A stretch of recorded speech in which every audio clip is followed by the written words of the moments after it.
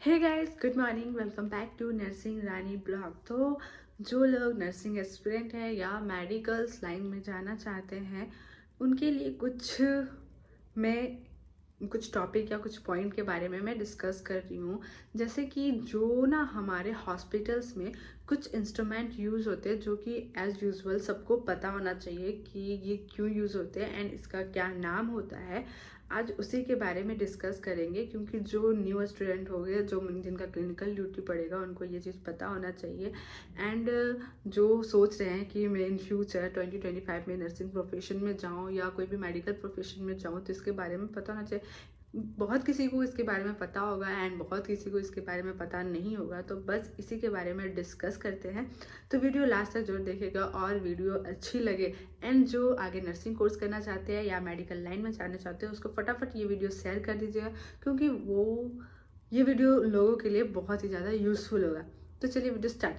तो चलिए first of all बात करते हैं बीपी अपरटस के बारे में, मतलब ब्लड प्रेशर अपरटस इसको बोला जाता है, जिसका दूसरा नाम होता है स्पेगोमोमेनोमीटर। ठीक है, तो ये इसका दूसरा नाम है एंड इसका बारे में मतलब इसका वर्क क्या होता है, काम क्या होता है बीपी अपरटस का। तो हम लोग इससे ना ब्लड प्रेशर मेज़र करते हैं पेशेंट का।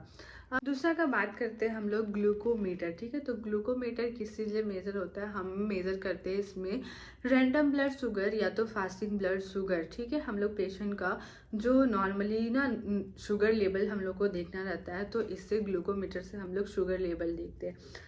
तीसरा में आपका आ जाता है ऑक्सीमीटर। ठीक है, तो ऑक्सीमीटर से आप क्या चेक करते हैं पेशेंट का, इसमें pulse rate and oxygen level, हमारे पेशेंट की बॉडी में ऑक्सीजन लेवल कितना है, मतलब कितना मेंटेन कर रहा है, इससे मेज़र होता है। नेक्स्ट बात करते हैं थर्मामीटर के बारे में। तो थर्मामीटर के बारे में बहुत किसी को पता होगा, बहुत किसी का सबको पता होगा। मतलब इसमें हम लोग बॉडी टेम्परेचर मतलब मेज़र करते हैं, जिसका भी तीन, जैसे एक्जिला से, ओरली, रेक्टल से, ये तीन टाइप से ना लिया जाता है थर्मामीटर से टेम्परेचर मेज़र किया जाता है। तो अडल्ट के लिए अलग है एंड जो बच्चे लोग होते हैं उन लोग के लिए अलग होता है। या तो आपके पास ना पर्सनल है तो आप ओरली भी मेज़र कर सकते हो।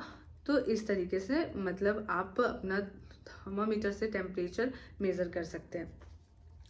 नेक्स्ट पॉइंट की तरफ बात करते हैं, ये बहुत किसी को नहीं पता होगा, जैसे कि राइस ट्यूब। ठीक है, राइस ट्यूब भी अलग अलग नंबर का आता है एंड ना ये अलग अलग कलर्स का भी आता है, जैसे ग्रीन आता है, ऑरेंज आता है, ऐसे कलर में आता है। और इसका ना जैसे नंबरिंग होता है, जैसे गॉज जैसे लिखा रहता है कि 18 का है, ये 20 गॉज का, ये 22 गॉज का। तो ऑरेंज, ग्रीन, रेड, तीन कलर का इसमें राइस ट्यूब आता है। और राइस ट्यूब कैसे मतलब किसको लगाया जाता है इसके बारे में बात करते हैं। तो राइस ट्यूब ना वैसे पेशेंट को लगाया जाता है जो मतलब खाना नहीं खा पा रहे, ठीक है, जैसे अनकॉन्शियस है बट उनको तो डाइट तो देना है ना, तो वो ओरली तो ले नहीं सकते हैं, या कुछ ऐसे पेशेंट हैं जो ओरली नहीं ले पाते हैं, या सिर्फ तो उस पेशेंट के लिए हम लोग राइस ट्यूब यूज़ करते हैं। मतलब ये फीडिंग देने के लिए, पेशेंट को खाना देने के लिए ओरल लिक्विड डाइट बोल सकते हैं, इसके द्वारा से दिया जाता है। दूसरा बात करते हैं इंट्राकैथ। इंट्राकैथ के बारे में तो आपको पता ही होगा, मतलब एक ये इसको आईवी कैनुला भी बोलते हैं, इंट्राकैथ भी बोलते हैं। मतलब एक ऐसा वे जिससे हम ना इन्फ्यूज़ करते हैं, इन्फ्यूज़न मतलब ड्रिप्स वगैरह, इंजेक्शंस वगैरह। जैसे पेशेंट एडमिट है, उनको सुबह भी देना है, दोपहर में देना है, शाम में भी देना है, और वो सारा डायरेक्ट तो नहीं दे सकते, ये जितने बार देंगे उतने बार तो इंजेक्शन नहीं लगाया जा सकता है ना सिरिंज से। इसीलिए हम लोग एक ना वे लगाते हैं, मतलब जो इंट्राकैथ, जो कि 2 to 3 डेज हम लोग रख सकते हैं। तो उसके थ्रू उसको मेडिकेशन जाता है, इंजेक्शन जाता है, और ये भी डिफरेंट डिफरेंट कलर्स के आते हैं और उसका नंबर भी अलग अलग होता है। जैसे कि येलो आता है, ब्लू आता है, पिंक आता है, ग्रीन आता है, पर्पल आता है, और सारा 18, 20, 22, 24 ऐसे करके गॉज करके लिखा रहता है, जी करके। तो ये नंबरिंग होता है, डिफरेंट कलर्स का इंट्राकैथ होता है। एंड अडल्ट के लिए मतलब इंट्राकैथ अलग लगाते हैं, या बोला जाए जो जैसे डिलीवरी के टाइम अलग, या कोई सर्जरी हो रहा है तो उसमें बड़ा गॉज जैसे पिंक हम लोग यूज़ करते हैं, या तो ग्रीन यूज़ करते हैं। छोटे बच्चों के लिए हम लोग येलो यूज़ करते हैं। अब नेक्स्ट बात करते हैं ऑक्सीजन मास्क के बारे में। ठीक है, तो ऑक्सीजन मास्क भी दो तरह का होता है, जैसे कि एक नेज़ल होता है जिसको हमें कम मात्रा में ऑक्सीजन देना है, उसको हम नेज़ल कैनुला बोल सकते हैं, नेज़ल कैनुला। नाक के द्वारा हमें ऑक्सीजन देना, तो वो नेज़ल कैनुला हम लोग यूज़ करते हैं। और जिसको ना ज़्यादा लेवल में ऑक्सीजन चाहिए होता है ना, उसको वेंचुरी मास्क हम लोग लगाते हैं। वेंचुरी जिसमें उसमें ना मेंटेनेंस रहता है, जैसे कि 25% है, 30% ऑक्सीजन उसमें जाएगा, 60% जाएगा, 40% ऑक्सीजन जाएगा। तो पेशेंट को कितना परसेंटेज का ऑक्सीजन हमें देना है ताकि वो अपना ऑक्सीजन लेवल मेंटेन कर सके, उस पर डिपेंड करता है। वो डिफरेंट डिफरेंट कलर्स का रहता है, उसी को कनेक्ट करके हम वेंचुरी मास्क मतलब पेशेंट को लगाते हैं।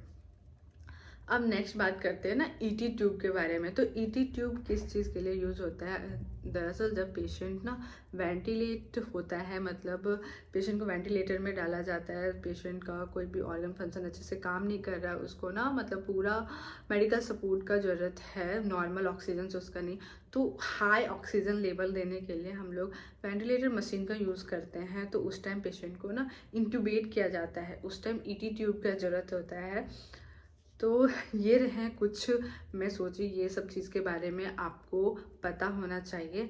एंड लास्ट आपका स्टेथोस्कोप, जो कि आपको पता है बीपी मेजरमेंट के लिए is a most important stethoscope. या भी कुछ हम लोग स्कल्ट कर रहे हैं, कुछ हम लोग को जांचना है, पेशेंट का स्कल्टेशन करना है, तो स्टेथोस्कोप का बहुत ही इंपॉर्टेंट रोल है। और ये सिर्फ डॉक्टर्स ही यूज़ नहीं करते हैं, सिस्टर भी यूज़ करती है। बिना सिस्टर स्टेथो यूज़ किए बीपी नहीं देख सकती, पेशेंट का स्कल्ट नहीं कर सकती है, स्कल्टेशन नहीं कर सकती है, इसीलिए।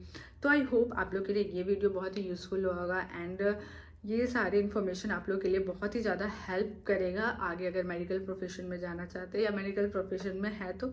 मिलते हैं नेक्स्ट वीडियो में, तब तक के लिए बाय बाय।